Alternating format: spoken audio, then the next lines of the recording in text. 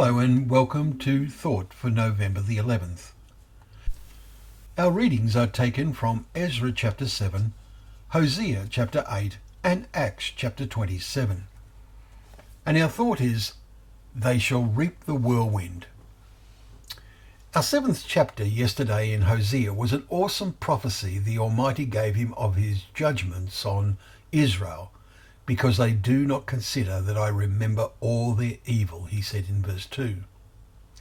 God remembers, and we are commanded to do the same.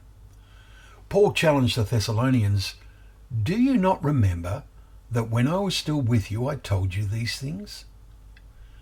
We do not have Paul visiting us today, but we should have God's word in our hands every day. We read today in chapter 8 that they cry, "My God, we, Israel, know you." Verse 2.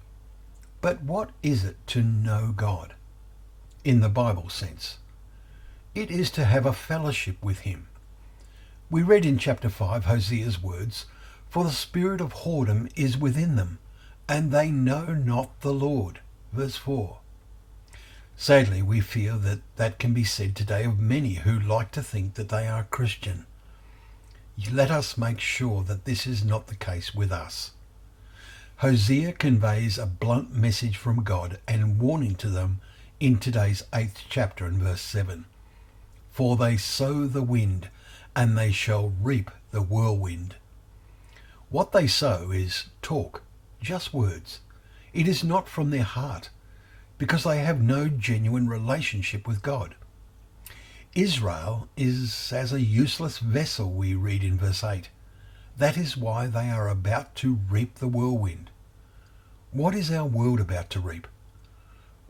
There is a strange and awesome comparison with this in our chapter 27 in Acts today. They are about to reap the whirlwind. But the presence of Paul saves them. He is travelling as a prisoner toward Rome.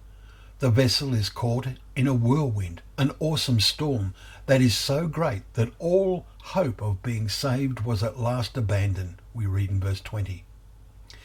Our world is approaching the time when we suspect our ship will be enveloped in a whirlwind of anxiety because of events surrounding us. This godless world will reap what it has sown. We will read next week an awesome prophecy that the Lord gave to Joel. For the day of the Lord is near in the valley of decision. The sun and the moon are darkened. But the Lord is a refuge to his people, a stronghold. So you shall know that I am the Lord your God, who dwells in Zion. Joel 3 verses 14 to 17. As our world reaps the whirlwind of God's judgments, let us have faith that we have a stronghold, a place of refuge, because we are his people.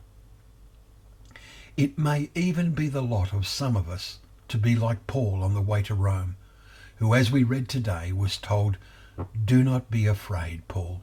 You must stand before Caesar. And behold, God has granted you and all those who sail with you. So take heart, men, for I have faith in God."